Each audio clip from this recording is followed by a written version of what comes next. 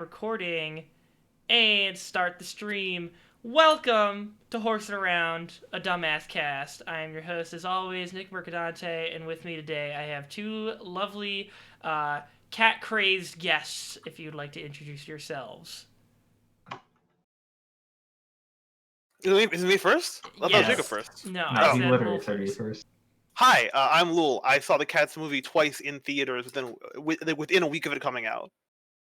And I'm Jacob, the head of the Jellicle Ball.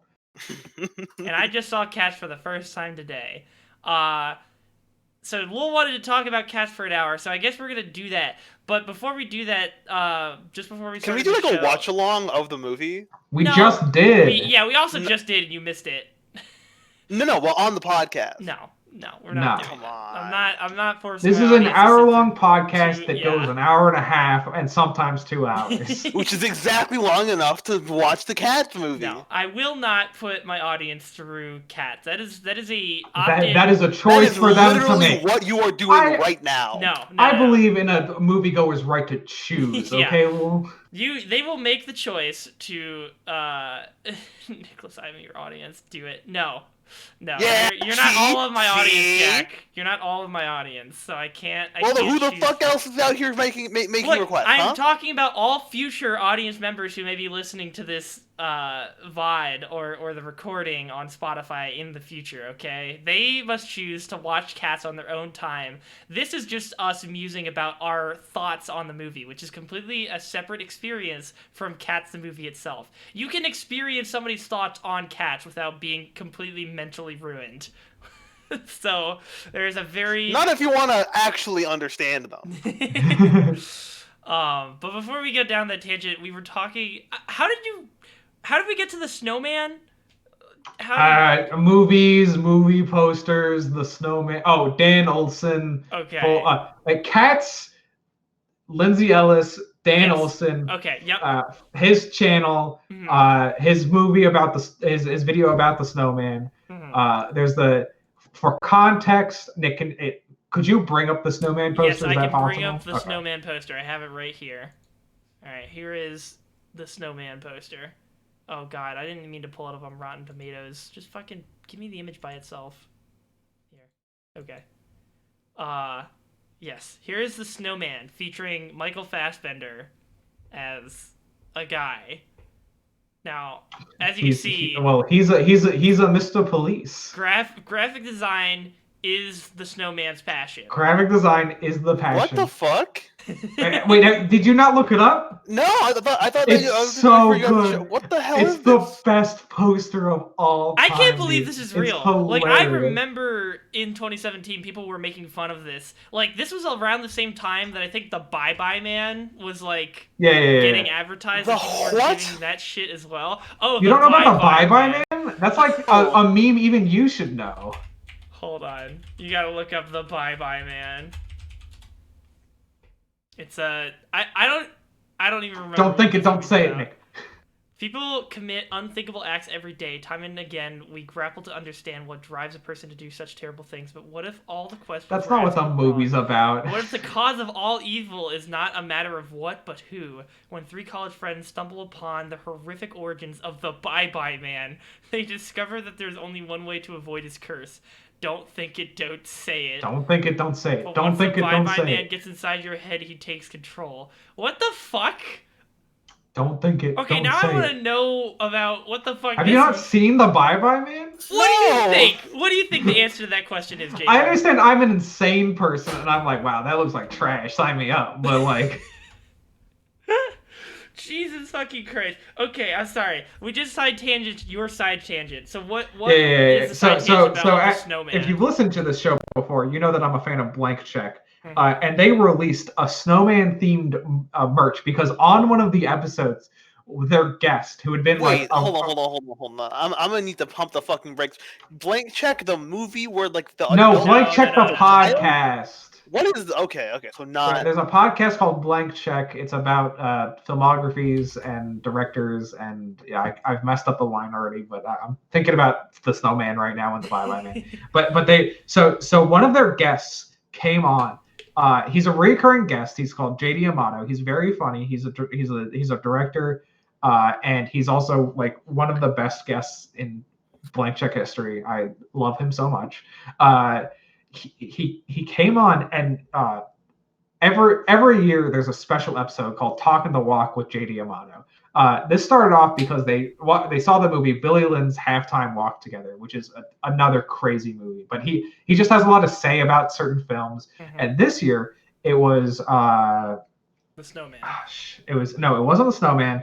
It was a Robert Zemeckis movie. I can't remember which one it was off the top of my head, but he comes on and just part way through the episode, like he just interrupts to just read like what sounds like weird poetry, and you're like, what's happening? And then they would just continue on with the episode, and then at the end he's like, Griffin David, the host of the show, can you please check your emails? And he opens up his email, and there's an image of this crumpled up picture with something that looks like the snowman. Oh God! And it says, "Mr. Blanky, I gave you all the clues. XOXO Gossip Man," and they turned it into a shirt, and it's my greatest piece of like merch I've ever bought in my life. Here's the snowman. Oh, he has it. Attached You with own it? It's so good. I love it my so God. much. Wait, so what was so he like made a little mystery like with the poetry? He recorded a separate podcast with the CG director of it was for the Robert Zemeckis movie The Walk, about the guy who did the tightrope walk between the two towers. Okay. So he did on his own accord a separate interview with the CG director of that movie, and he hid clues on how to find where it is on the internet in the episode, and I was like, this is the greatest bit of all time. I love it. And then they were like, we gotta fucking turn this fucking like final part of the bit where he does the snowman poster to tell them he's hidden the clues. Yeah, like you have to be so many levels deep on film like consumption to understand what they're trying to get at, because like for one, you have to know The Snowman, which not a very popular film because it was bad. Like calling it a film's kind of an insult to films. Well, it's unfinished. Like that's the problem. Is like there are just parts of it that don't exist. Like it's gone. Like in actuality, like it's destroyed. Jesus Christ. Yeah. So you have to know that, and then you have to know that there was also this film, The Wire, that was coming out that they were trying to advertise, and then you have to know.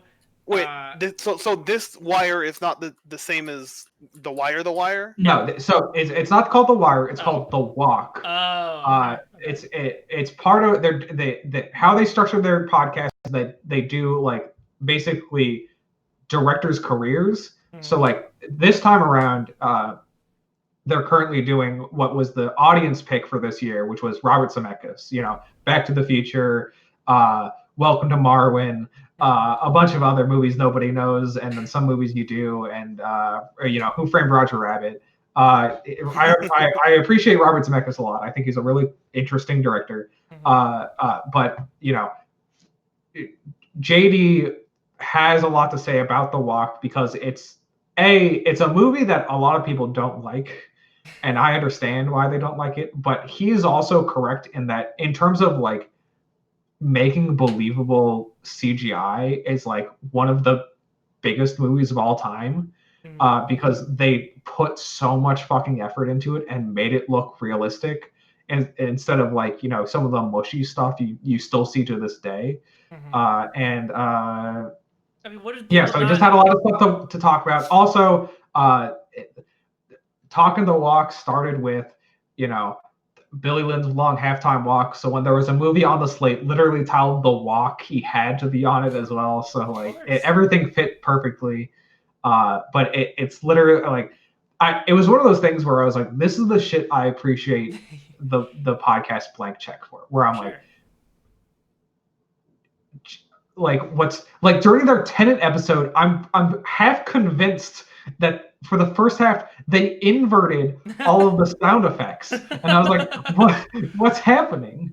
That's good. That's good effort. Yeah, it's great effort. I love that podcast so much, but I like it, not sponsored or like anything or weird like that. But I just like we were on the topic, and I was like, oh shit, the snowman. Oh shit, that episode of Blank Check, which is one of my favorite podcast episodes of all time. Like I This can tell podcast you, not sponsored by Blank Check, but sponsored by Raid Shadow Legends. because it was one of those things because I can remember the exact instance it happened too because I was on a walk. I was like walking around the neighborhood, and I remember the exact moment where I heard him say I heard him start saying David was describing the image he found in his inbox, and he was like, it's a crumpled up piece of paper that looks like it's been scanned in. It's got a picture of what looks like the snowman from the movie Snowman, and it's got a message on here. I'm gonna read it now, and I was like, what the fuck? What's happening? Oh my god. That's fucking great. Yeah. I don't know. I just appreciate shit like that. I like when people go the extra mile to create like works inside of a work. Yeah. Make little ARGs are a super cool thing, and that just sounds like a textbook. Not a massive ARG, but just like a little mini one inside of a podcast, which honestly I haven't heard of before. So that's pretty cool. I'm surprised. Well, especially for a podcast where it's never been done before. Like there are like ARG podcasts where they have like recurring bits like, oh, we've hidden hints throughout this entire season. Can you find all the clues? But this one was literally like you're sitting down to listen to your regular old movie podcast, like can't wait to hear what the boys are going to talk about today. And then all of a sudden a madman comes on to the feed, and he's like, I've hidden the clues. Yeah. Anyway, sorry for derailing the cat's talking points. No, at this point, we're just going to become 15 a Blank Check shill, even though I've never listened to the podcast. I highly recommend. The best part about them is like, it is both one of the most obtuse like podcasts I've ever gotten into, where there are so many in jokes that you like don't get right off the bat. But it is one of those things where like. I found them while on like a car trip. Like I needed just something to listen to, and I had heard the name Blank Check before, and I was like, you know what, fuck it, let's just listen to this.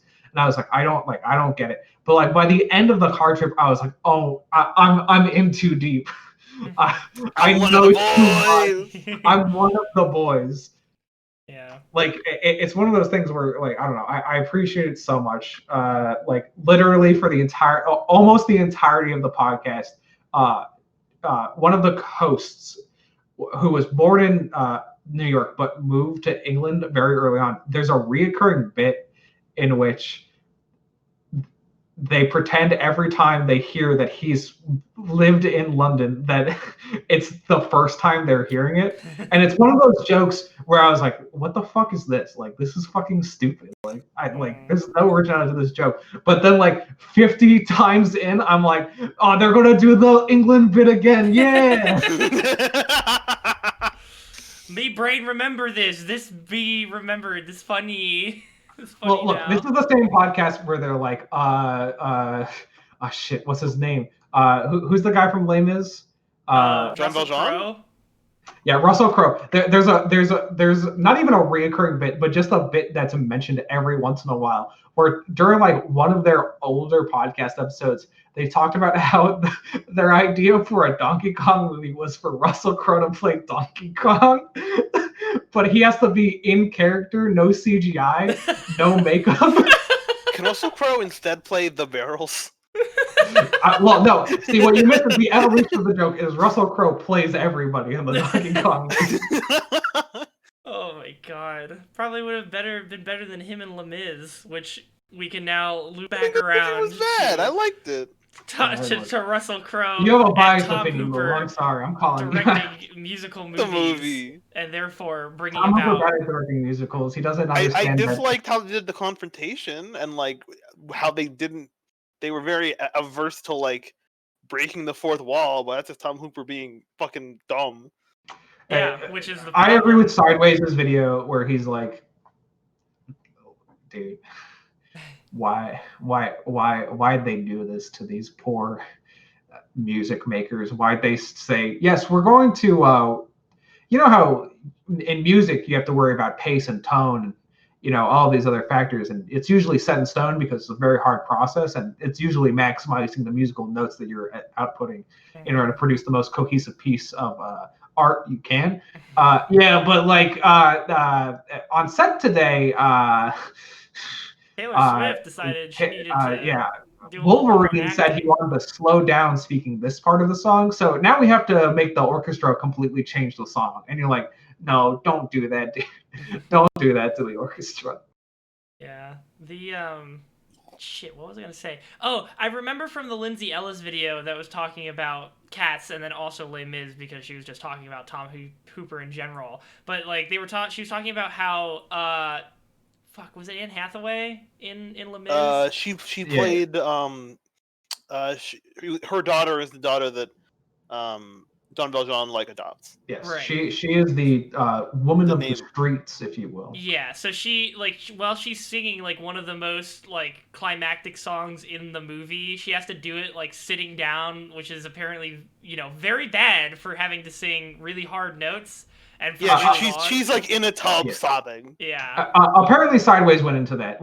There are singers who you should hire if you want something like that. Just get it's people have done hard stuff like that before, and I think he was just saying don't say it's impossible, but yes, Lindsay is also correct in dude, why would you have her do that? Yeah. Because she's crying in the tub. She has to. And I do that every morning. I'm not gonna sing during it.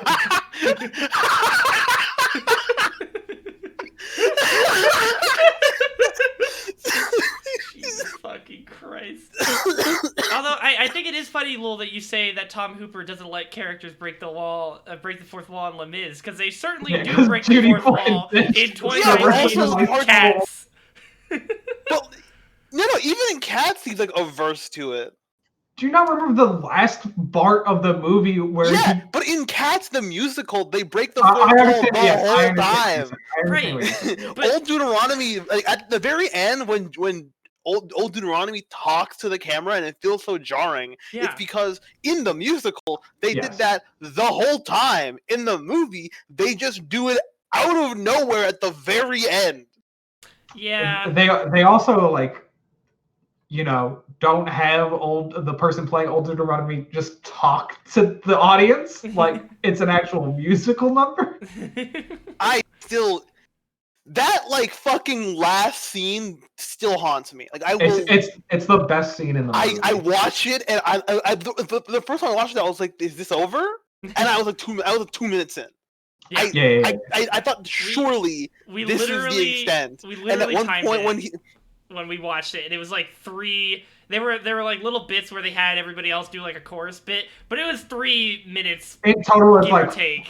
Yeah, 3 to 4 minutes. The part where she goes, "A cat is not," and then everybody says in unison. A dog! I was like, first I was this fucking stupid. Surely that's the end, and she keeps talking, and I'm like, that's the best part. I remember being.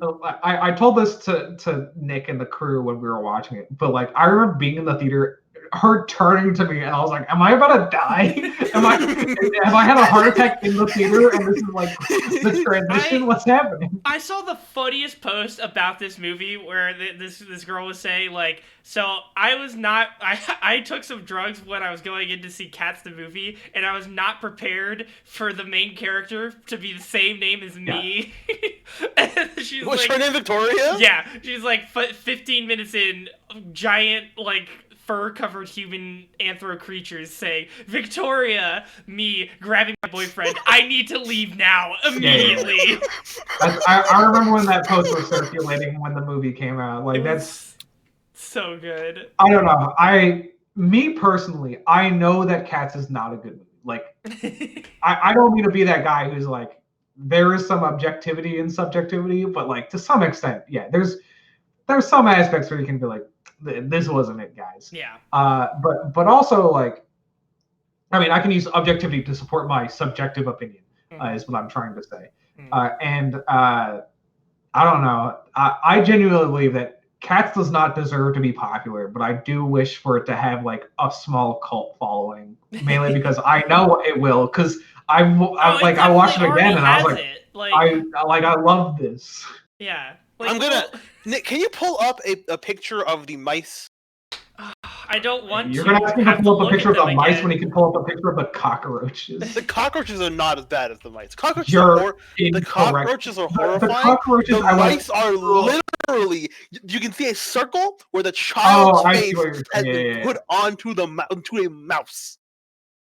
Yeah, it's bad. It's all. I mean, it's all bad. No. Those are not the bad.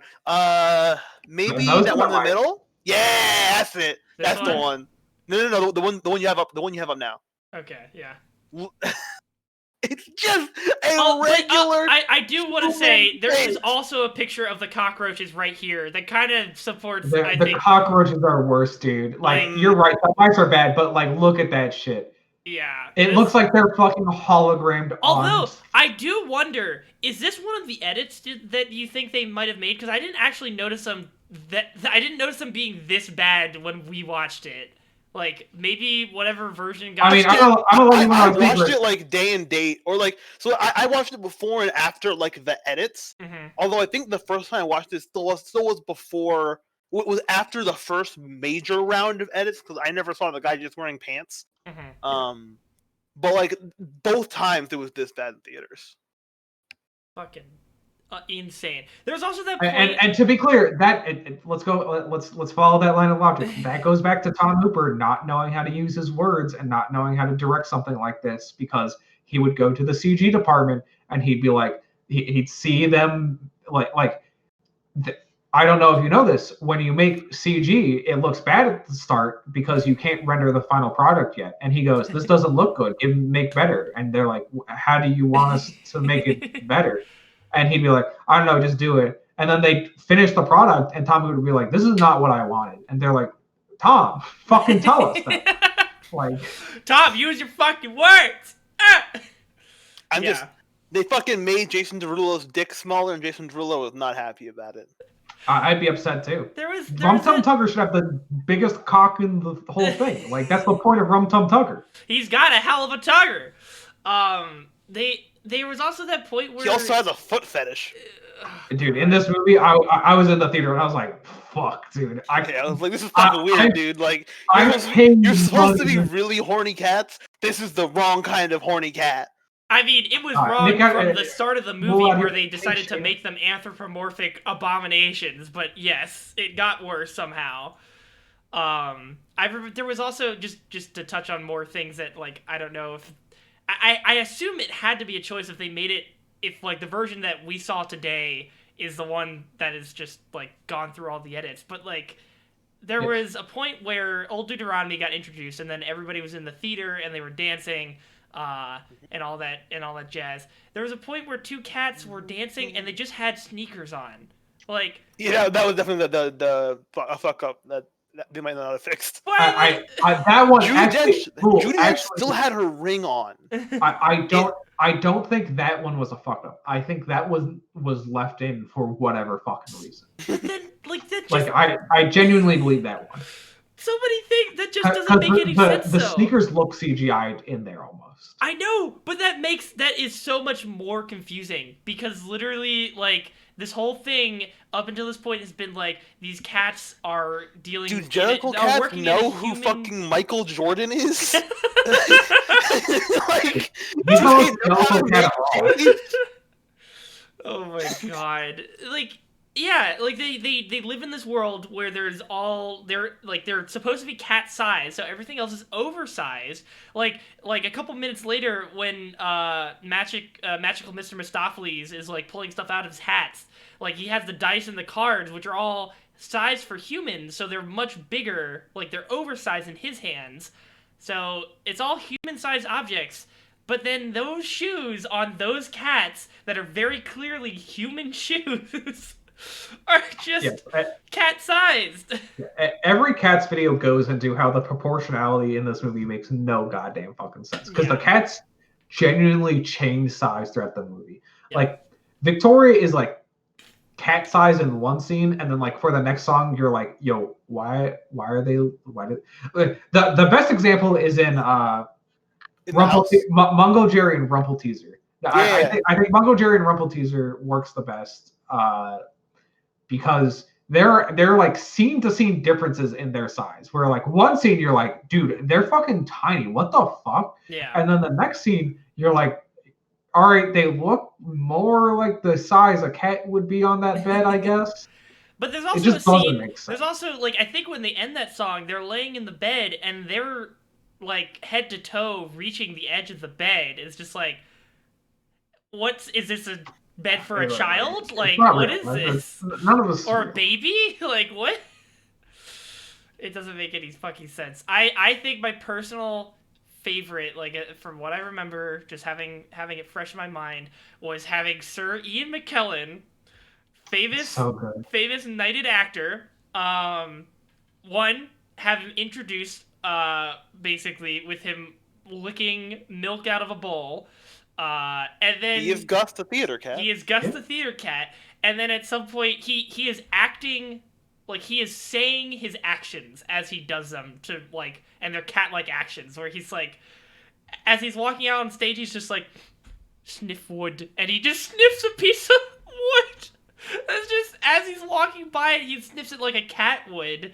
So he's trying to act like a cat, but then he also just says it out loud, and I fucking lost it at that point. Counterpoint: the movie would be better if everyone was on Ian McKellen's level. I mean, like, yes, genuinely, it would be way more hilarious, way better. Yeah. Like, I said this during the movie, and I'll say it again. Ian McKellen knows what movies he's in. Jason Derulo, which is insane. Jason Derulo has a better idea of what movie he's in than most of the other people in that movie. Yeah. Like Taylor Swift, no idea what movie she's in. I don't know what she's doing. One scene. When I have catnip, and then left. Yeah, me too. I have catnip. Here's naked McCavity. Bye. That's it. That's all she did. Why the fuck is she in this movie? Yeah. Wait. Also, she teleports with McCavity back to. Well, no. I guess they both teleport to the boat with Judi Dench, and then Judi Dench gets transported back via Mr. Mistopheles. Well. And then I guess that's the last we see them until McCavity just hangs on to the Heaviside transport thing. Yeah, basically. Okay, yeah. When he gets fucking Metal Gear Solid 5. Oh man, but he's okay though. He just lands in that weird. I don't know if you know this, but cats always land on their feet, Nick. That's true, and they're not dogs. Cat is not a dog. Very important to make that decision. I know there's some interview with fucking Andrew Lloyd Webber talking about trying to explain what a jellicle cat is, and somebody's like, "So are jellicle cats like a kind of cat?" And he's like, "No. All cats are jellicle cats, and all dogs are something dogs." And like it's very simple. It's like, what the f*** do you mean it's very simple? I haven't read 30 books of fucking children's poems. You can't just say I'm a jellicle cat and be like, "Oh, you don't understand, dumbass." These are all based on fucking children's like poems that don't make any sense because they're made for children and they're supposed to tell like, like super simple tales that are just set up. So here's the thing, and this is why the stage play works a lot better, and Sideways gets into this. Mm-hmm.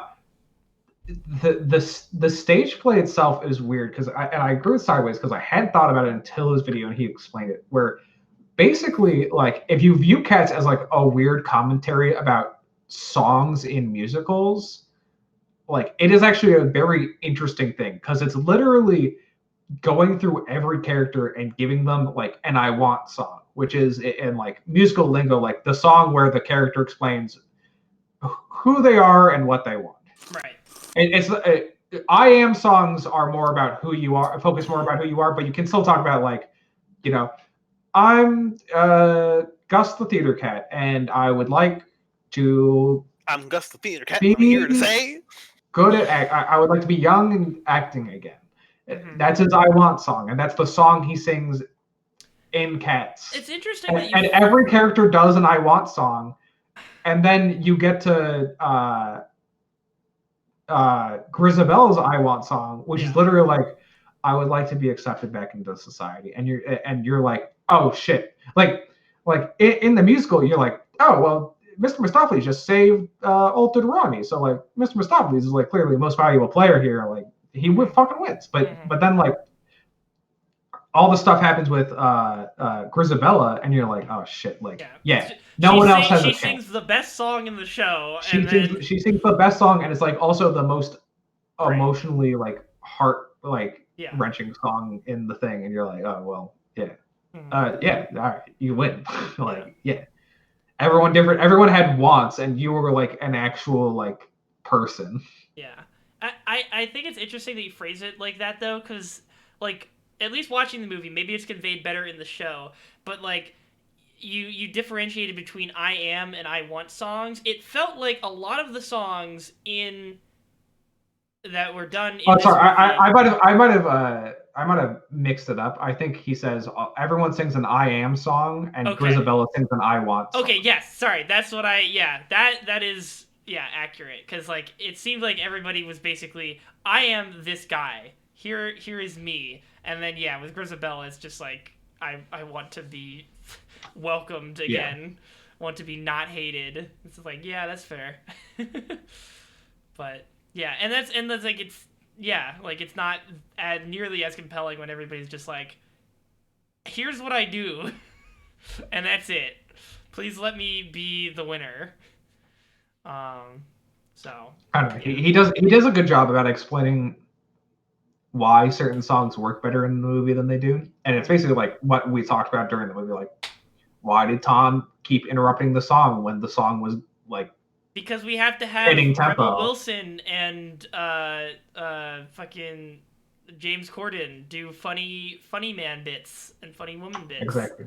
I mean, he Sideways talks about how like some of the best songs in the movie are the songs done by dancers, which is fucking insane for a musical. But like, that's because the dancers who now have control of the scene were like, dude, of course I'm going to just follow the music that was already created for the scene. Like, right, yeah. That is why, in my opinion, the Railway Cat song in the movie works the best, because it's the one that adheres closest to like actual musical, like, I don't know the word for it, but like tempo or whatever it is. Rhythm. Rhythm, thank you. Because he's fucking tap dancing. Of course he's going to be making a rhythmic motion. Like, you already have that to work off with. He's going to do that, so he's going to stick with the rhythm of the song. Like, you can't really make it interstitial while somebody's doing a fucking tap dance, because who the fuck is gonna want to pay attention to anything else while a dude is tap dancing his fucking feet off? Like, that shit's dope as hell. So you should cut away from that, and they didn't, thankfully. But like, it's not even like cutaways. Like, you saw the Mr. Mistopheles song in both the stage play and the movie, and you're like, oh, no wonder the stage play version works better, because Tom Hooper's not fucking being like, well, I'm just gonna make the song stop now, and you're like, why? He can't just leave well enough alone. It's weird. It almost seems like he just doesn't want to direct a musical. He just wants to make a movie, but then like he wants to do but he does, and that's the problem, is he does want to direct a musical, but he doesn't for whatever reason he comes at it from the angle of like a non-musical film, and you're like, no, there is a reason musicals are different than standard like motion pictures. There's a reason watching Chicago, like the movie, is very different from watching a regular movie. Like, it's why, even though it's not my favorite part of it, it's like Singing in the Rain like has a weird fucking cutaway where like they're dancing in like his dream, and you're like, what the fuck's happening?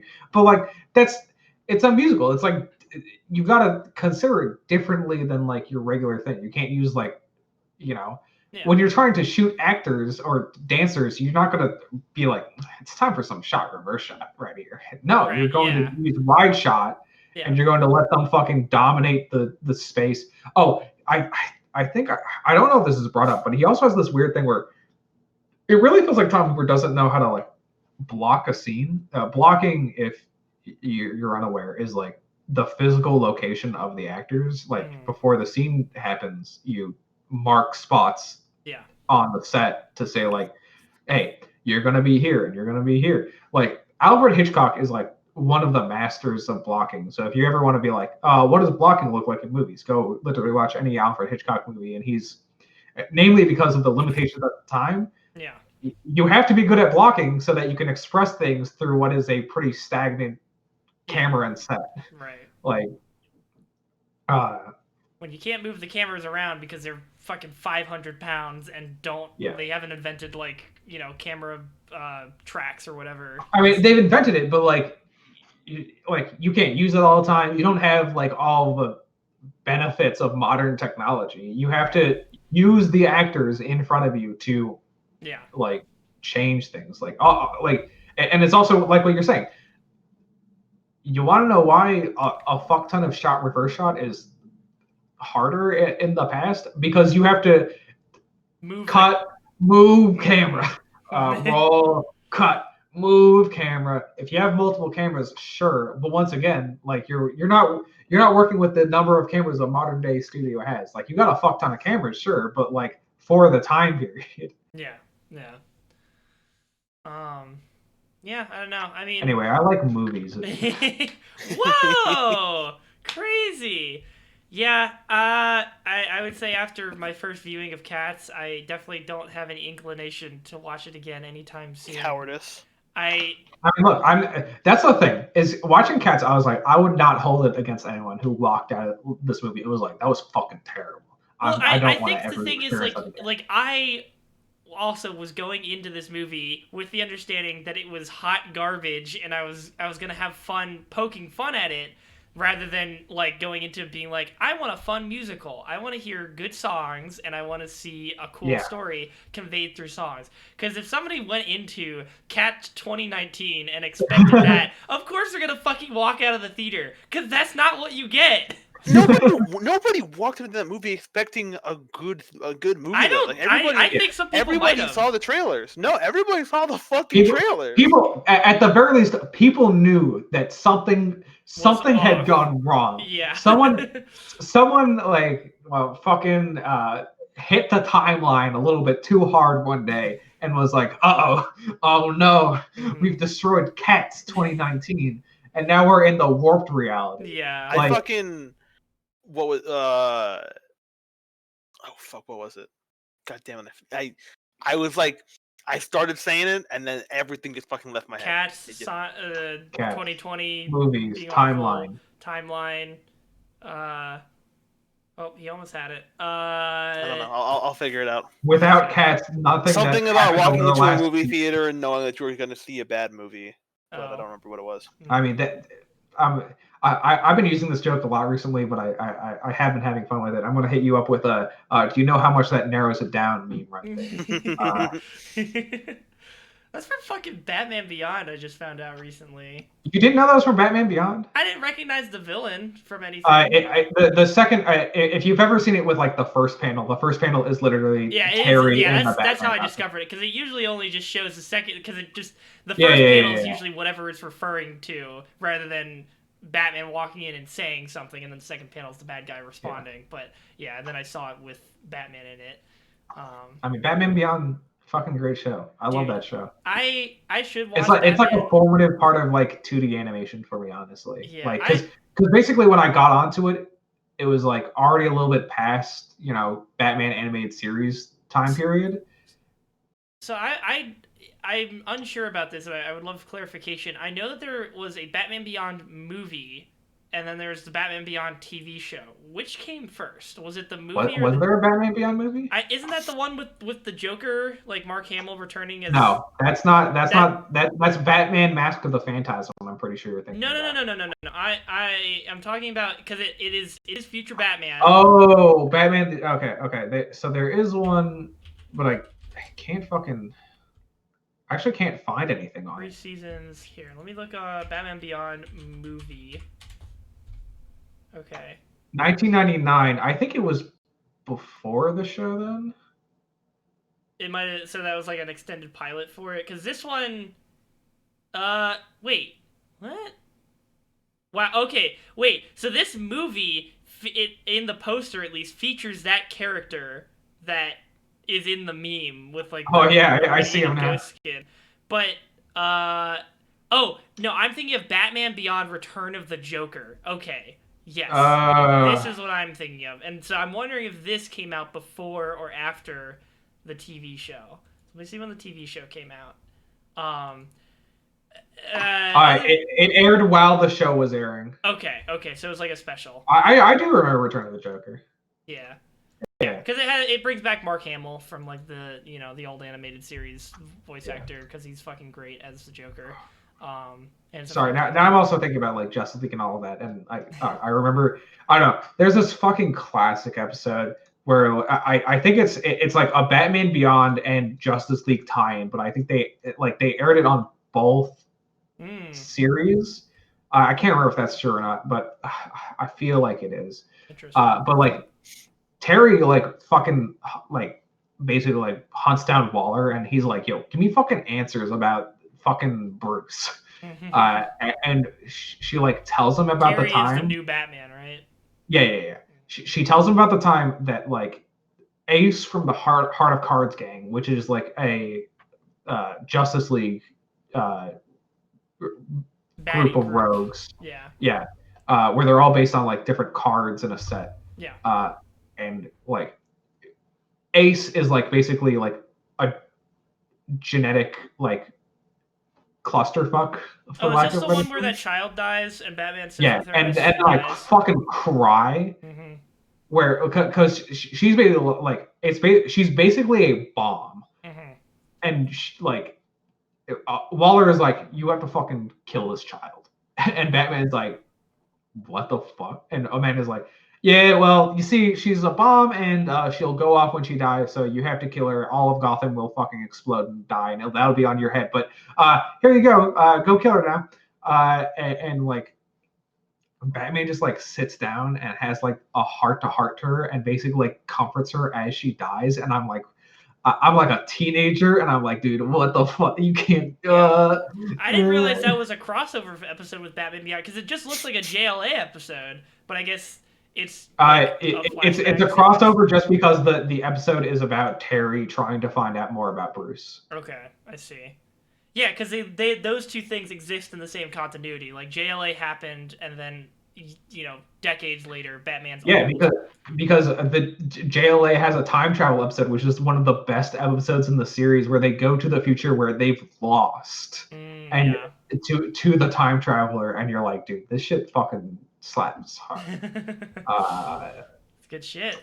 Anyway, old Bruce is also one of my favorite characters in like superhero fiction, just because it's like, all right, we are now dealing with retired Batman. That guy's fucked. Like, yeah, he's got so many problems. He could do next to jack shit. Like, he is so broken from fighting crime for decades that it's just like, you're donezo.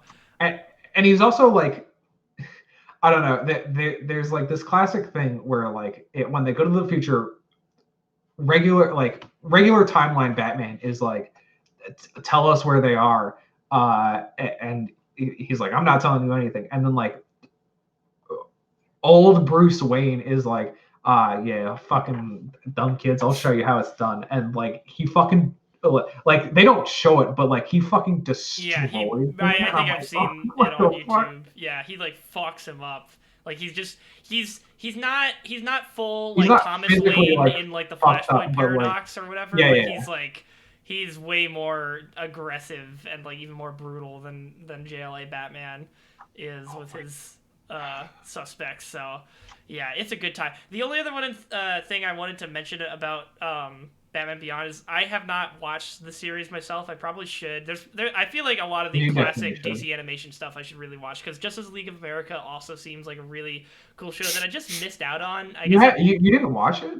I didn't. I feel like I might have caught a few episodes here and there, but like I don't know if I just didn't have the channel on our old cable subscription or what. For you, I had the DVD, which was like it basically turned the first 3 episodes into an elongated movie. Mm-hmm.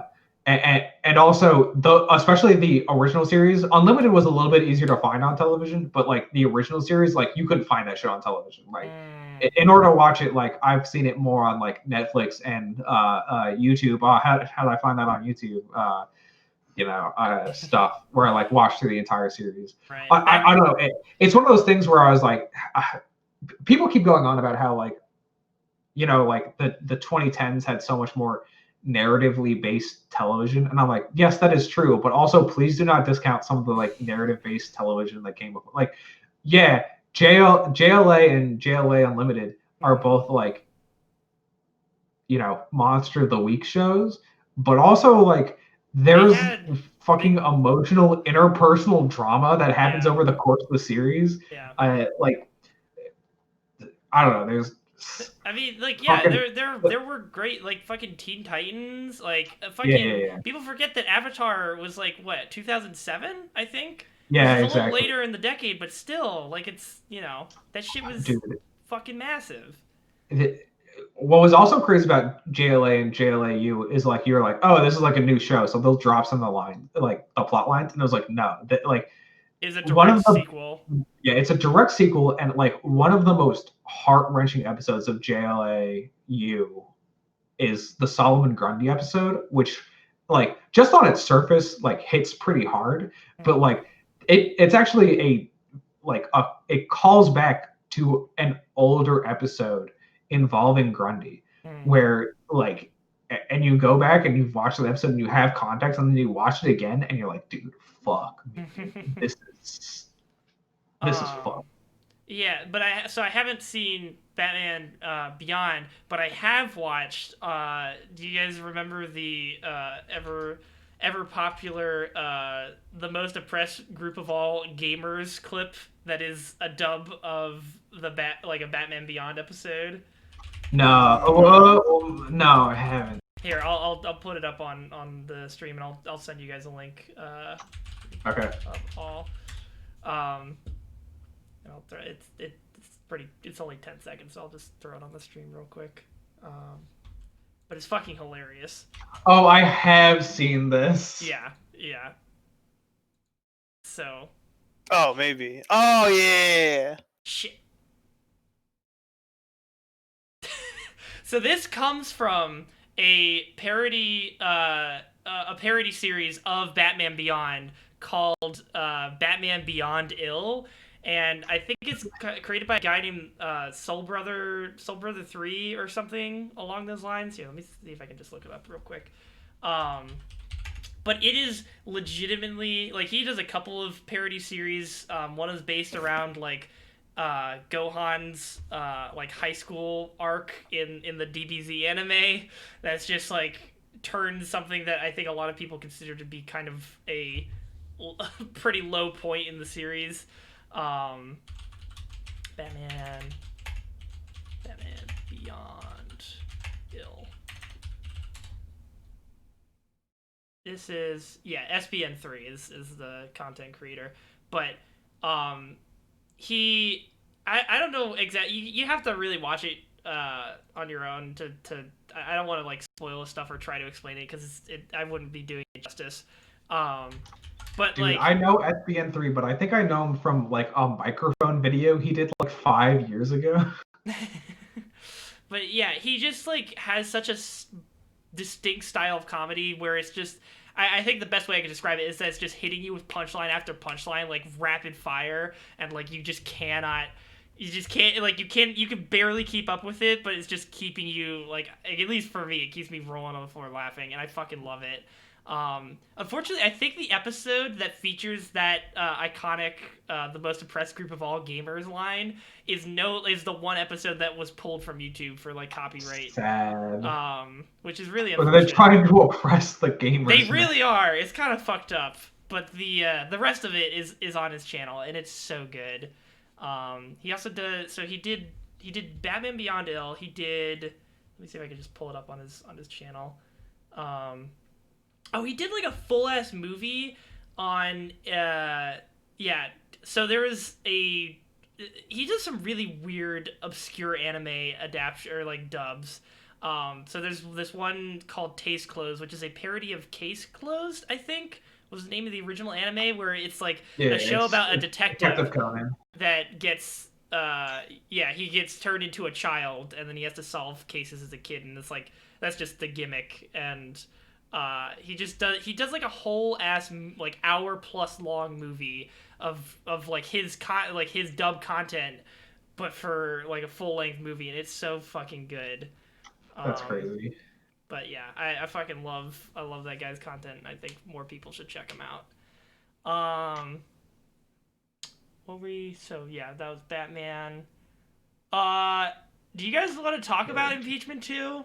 Because that was the other thing that was on the topic list. Yeah, that's pretty funny. I don't know. It's one of those things where, like, at first I was like, yeah, man, storming the Capitol. Like, the day of, I was like, yeah, that was pretty bad. But, like, we kind of knew this was probably going to happen. It was progressively getting to this point for 4 years, so. Yeah. But like, I don't know. Over the last week, I've just been like, oh, fuck, I'm so stressed. As every more bit of news comes out and you get a clearer picture of what the fuck happened, you're like, oh, that was way worse. Yeah. That was really fucking bad. Yeah. Do you think it's so weird because this is definitely like just a symbolic thing at this point, because it's literally going to be like a day if they actually go through with voting him like out of office through Congress. Like, it's going to be a day before Joe steps in. Well, it won't be symbolic. Because if you're impeached, you can no longer hold federal office. Really? I thought that was a separate vote that they had to have. Like, I mean, it's part of impeachment. Like the Senate votes. Hold on. I could have sworn I read something. Can Trump not run for president if he is impeached? Because I know I saw something. I could have sworn. Can Trump? Okay. Where they said Senate trial will likely go into Biden's presidency. Trump. I mean, also, yeah, just for clarification, he is technically impeached. It's the removal. It's how the Senate deals with it. Right. So there's a 2/3. Like, the House has already voted that he is impeached. Now the Senate takes over, and they need to. Okay. Like the House, the Senate also has to vote. Yes. So specifically, the Senate needs to also vote to join Democrats in order to obtain 2/3 majority to convict Trump. What happens to Trump if he's impeached? Even with a week until president-elect, the Democrats can hope. Oh my God! Stop.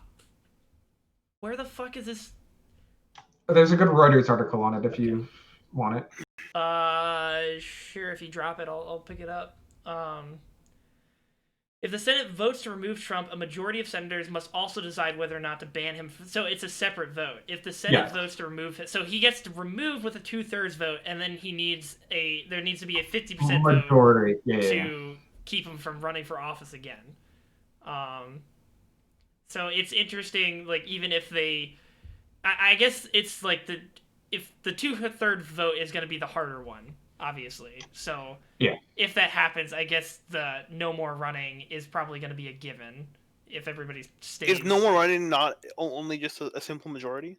It is. It's a simple majority, but you have to convict him first. You first have to vote him out with the 2/3 to get him out of current office, and then you have to do the 50% majority vote. But yeah, I don't know. Kenneth is in chat saying he won't get voted out. This would be the death of the Republican Party.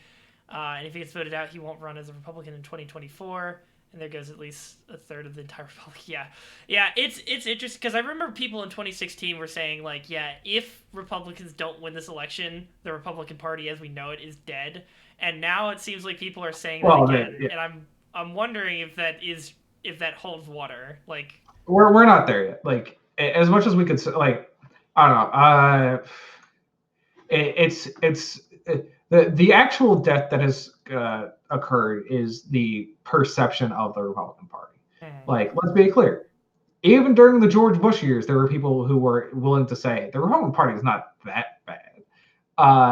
As you know, Dick Cheney was off fucking committing war crimes. Allegedly, on the public place, they'll say that allegedly. But like, that's the real death here, is that it's full mask off now. Like it's been mask off for the last 5 years, sure, but like the mask never was on. Yeah, there was no mask. People were willing to pretend that there was a mask there, and it's like, no, there's no mask there. It was just the Emperor's new clothes. They've been like this for a long time. Like, I don't know if you know this, but like Ronald Reagan didn't help the people who had AIDS until it. What do you mean? Trickle down economics doesn't work, bro. He's the Teflon president. Nothing matters. Nothing matters. Everything just comes right off of him. All right. Even when he was literally having dementia in his last year of the presidency, it's all good. Man was running our country while he was literally losing his mind, but it's all good. You gotta love it. I don't know, like that's the real thing. Like, I think holding federal office will be slightly harder for Republicans because they're full mask off now. But like, I don't know. Yeah, we can't say if it's the death or not the death until it actually happens. Right. I am curious to see and this is something that's only going to be able to be observed over the course of like the next 5 or 10 years, is like, will the average American, like the sum average of every American in the United States, be like, wow, these guys really are too radical. We probably should do something about them. Because they definitely feel that way about fucking, like, Antifa and shit. Because those guys are the scary looters. And, that scares the average American. But now, at least now, like, that they have been full mask off for 4 years and then have really capped everything with the, storming the Capitol. It's like, maybe you should realize that it's pretty much the exact same, but actually worse on the other side. But visually, I'm sure the average American sees them as the same. So it's the average American is unfortunately averagely uninformed because of watch out, Jay's gonna use the stuff he learned in his economics classes to vouch that working a 9-to-5 job doesn't leave enough time for people to be active participants in their political society and also have fun, because it's not for everybody, but everyone has to do it, and that in itself becomes like a second occupation in some sense. That you need to free people up to be an active participant, to be an active participant in their society. Anyway, I don't know. The real answer is that most people will continue to be uninformed. Many people choose to be uninformed, and it'll probably culminate in hopefully continuous transfers of power to be like, all right, we got to slowly let some of these guys die off, but like from old age. I'm gonna get clipped, but the FBI is on its way. But like, DC's only 30 minutes away. They'll be here. The real problem is that we can't just do that. We do need to be active. A, because we don't really have the time to, and B, like, I don't know if you noticed this, but not all, like, it wasn't necessarily like there were a lot of boomers there, but it wasn't necessarily boomers destroying the Capitol. No, there were young, affluent people that were taking fucking flights to DC for this fucking rally. And I mean, the real answer is like, we've been here before. Like, I don't know if you know this. KKK used to be a big deal in this country. What? That targeted around the same demographic of moderately wealthy white people who liked hating people with different skin colors. Yeah. And guess what happened? We defeated them by declaring them a terrorist organization, making fun of them in public, and calling them fucking racist cowards who should fucking sink into the ocean. We didn't destroy them. They're not gone. But like, for a short time there, they didn't have the same power they did back in like the 50s and 60s. Yeah. Like, there was...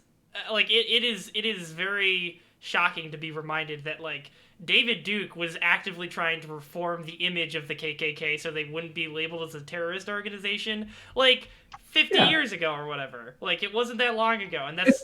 David Duke is alive. Like, he was campaigning for Trump during this election. Like, wait.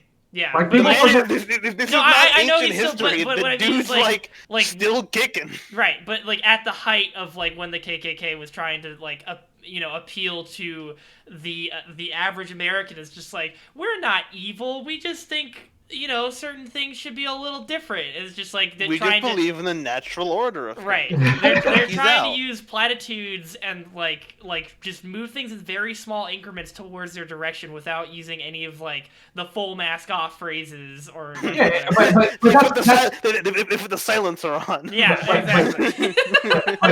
but there's the problem is like the Republican Party for a good while got very fucking good Right. at putting the mask on and being like, look, We I don't hate black black people. I just but don't think they but should if be you brought sell into my community. marijuana, I you think should they be should get shot. out. And you're like, wow, that's fucked. But moderately affluent white people who lived in the suburbs are like, I don't know, he makes a good point, and you're like, fuck you. But like I like the other nice thing is, hey, guess what? You dumb idiots. The suburbs don't look like they do 50 years ago, and the majority of Americans don't look like they do 50 years ago. Because I don't know if you knew this, majority of Americans kind of like this whole melting pot, like being nice to people shit. Yeah. And eventually, like yeah, like I don't know. Even though it's like it feels a little weird to keep saying it because I hate when people just keep harping on it. But like I don't know. MLK is right in like the long arch of history. Oh, shut the fuck! I know someone's gonna. You looked at me like fucking groundbreaking. That was a pretty cool dude. Absolutely scorching hot take. MLK was right. I have a bigger point to make. But the long arch of history quote is correct. But the problem is that a lot of like fucking losers are like, yeah, long arch of history. All right, I'm going to sit on my ass and do nothing now. And it's like, no, dude. The point of that is that in the long run, there will be people who care enough. Like you, the fight for equality is so important that there will literally never not be a time when someone is like, please, we gotta fucking do this. Yeah. Like that's the point. And like I don't know. The difference is that these fucking racist motherfuckers have to create a new reason to be racist every like 2 years. Like that's the difference. We keep them on their toes, so they have to create new ways to keep the mask barely on. Like, there was a hilarious post that was like, "Hey, remember how the conservatives said that after the election we never hear about COVID, and yet I'm hearing about COVID every day, and yet I hear jack shit about fucking Hunter Biden's goddamn laptop." Like, yeah. No shit. Crazy. I mean, I've been hearing it more recently because it feels like they got called out on that, and they're like, but the laptop though. I don't know. These guys are fucking crazy. Yeah. Like, that's the other thing is like, the answer is being active, but also like, sometimes you do need a break. Like definitely for the last year, I've been like, I cannot like be as involved as I was beforehand, and also like especially since the election, like I've told you this to you, Nick, like I don't know, like after how close the election was, I was like I'm not in a state for a little bit for me to be like, yes, all right, I'm going to go through the effort to try and convert some of these people and talk them down and go through the effort of trying to deprogram their fucked mind by right-wing propaganda.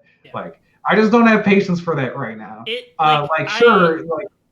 Yes, that is part of the process, but also like being angry is also sometimes part of the process. Like if you just need to be angry for a while, like yes, that is also acceptable reaction. There was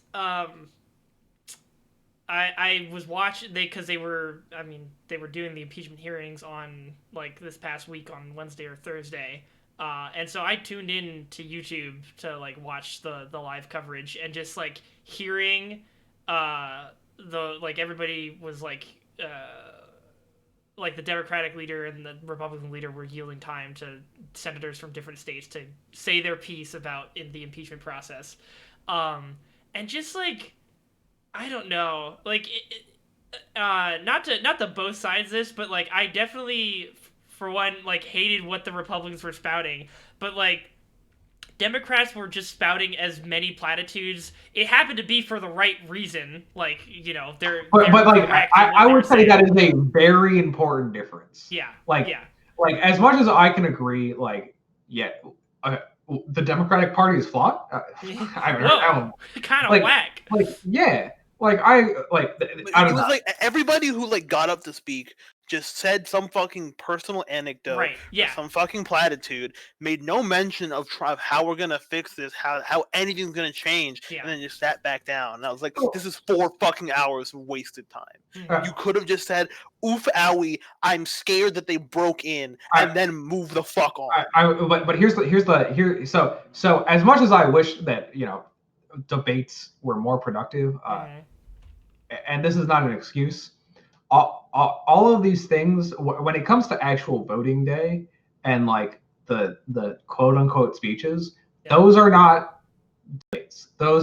They are intentionally not conversations. Yeah. That is for someone to send home and be like, "Hey, did you see what our senator or our representative said? Look at them talking about hometown," because they're talking about me. But all of those conversations happen way before the vote. Like, there's no debate on the House floor, and it's kind of been like this the entire time. Because I don't know if you know this, the song "The Room Where It Happened." It's a fun song, but also like, yes, that is basically how American politics works. Yeah. The stuff that happens on floor is more show than almost any other aspect of running the government. Like, yeah, it sucks. Because you have to deal with like what 250, 400. How many houses? There are a total of 400 and 435, isn't it? Yeah, no, it's 538. There's a total of 538. Okay. 100 for the Senate, 438 for the House. I see. 3 short. So like having to go through 438 people who all, even if they just get a minute each or 2 minutes or whatever, like nobody's gonna be like, I understand that nobody's really gonna be able to say anything truly impactful, especially when you're not even able to like actively have like a back and forth with any other member of the floor. Like it's just like, why even bother? Exactly. Like, and that's the thing. Like, I agree it shouldn't work this way, but I'm explaining why it is this way, if that makes sense. Like,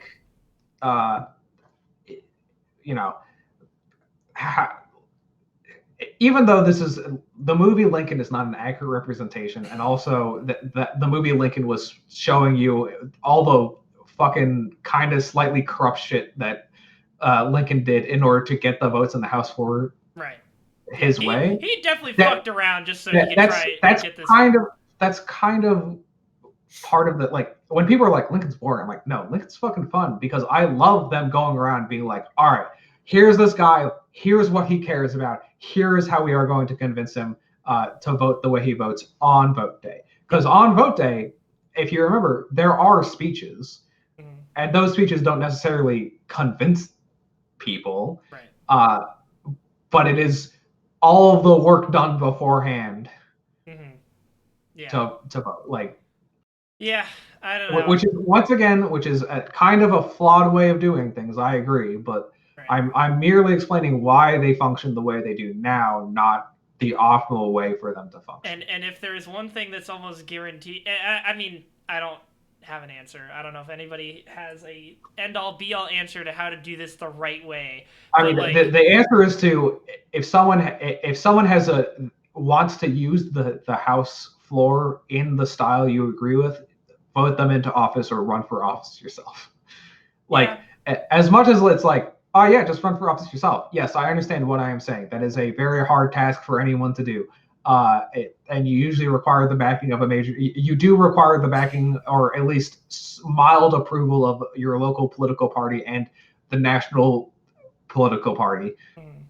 But also, like, that's like, when people are like, oh, Congress doesn't do anything. It's like, yeah, that's why we have fucking elections like every year. Like, I'm going to have an election in 2019 as a resident of Virginia. You will probably have an election in 2020 for the midterms.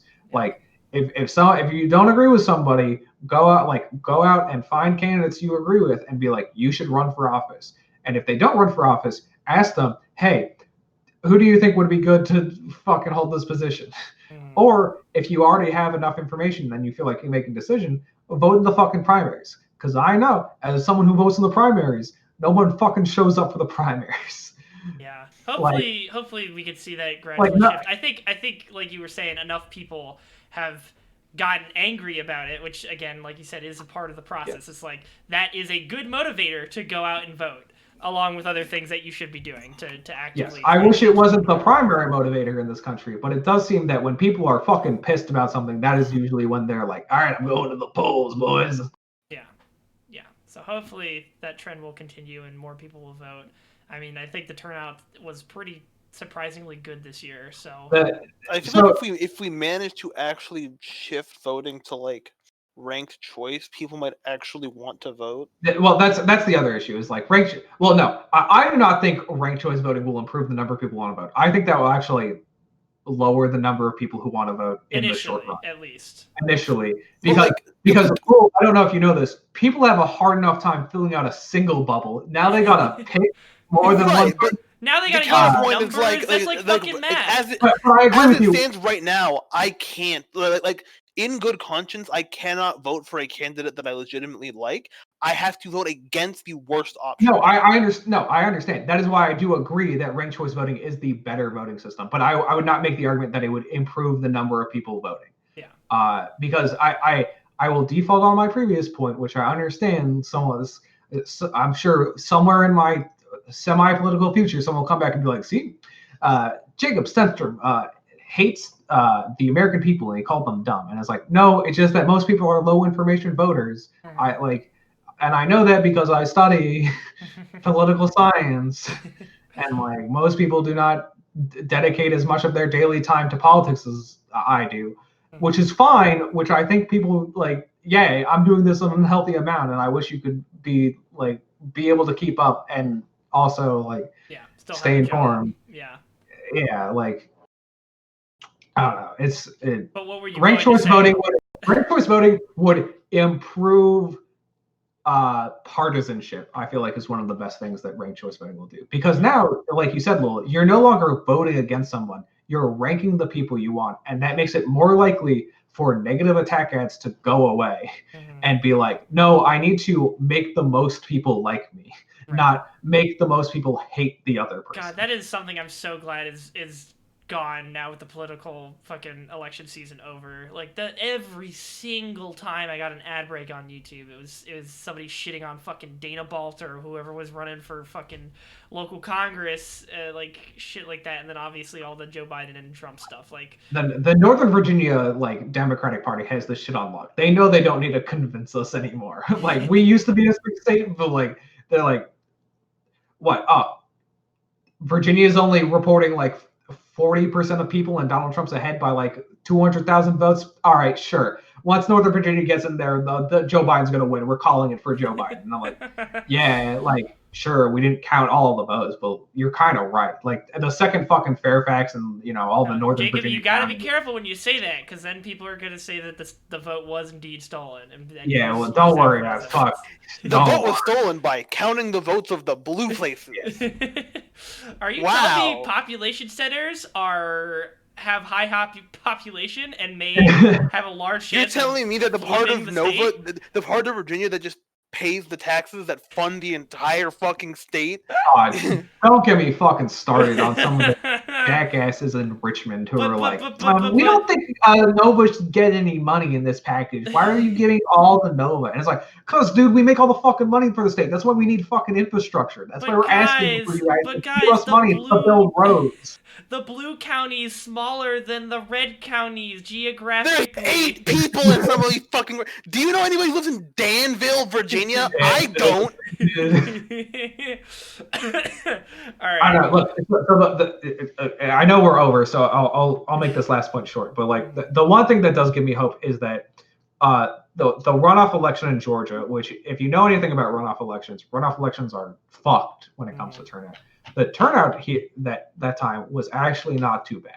Yeah. And that turnout also really helped with like turning out African American voters, Thank you, Stacey Abrams. Thank you, Supernatural, for thank convincing Stacey Abrams to do it. That was most poggers. Stacey Abrams really likes Supernatural. There's a whole we thing. talked about it on our November 7th episode or whatever. At the time, there was because it happened to coincide with all the Supernatural shit that was going on. It came out that Stacey Abrams was a big fan of Supernatural, and people were able to. It's loose and mostly a joke, but there are loose connections that can be made on her being influenced by the show, and then in turn becoming more politically active, which in turn it's more of a joke, but it's also more like I don't know. It's the same. I don't know. There's a lot of funny personal stories coming out about the everyone in Georgia, just because it became one of the most politically involved campaigns in a long time. How people went through John Ossoff's Twitter and was like, "Yo, John Ossoff fucking watches anime, dude." like that kind of shit, and you're like, "Damn, that's hilarious." Also, I wish we had more stories like this because we're probably gonna get more as time goes on. AOC plays League of Legends. Yeah, AOC plays League of Legends, namely because with the newer generation coming in who have been on the internet and understand how the internet works. Of course you're gonna find out that John Ossoff must watch the Les Mis anime. Of course.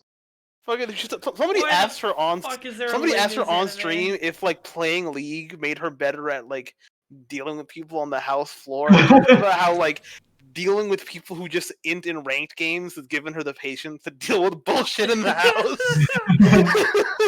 Oh my god. All right, yeah, we've blown over and we've talked about a lot of. I mean, the joke I made at the start of this was true. We're an hour-long podcast that goes an hour and a half. Yeah. We could have watched the Cats movie. No, I will not make our viewers go through that. But thank you guys for watching. I also see in the chat that the new PogChamp has been implemented. The new one-a-day PogChamp. It's Little Shia today.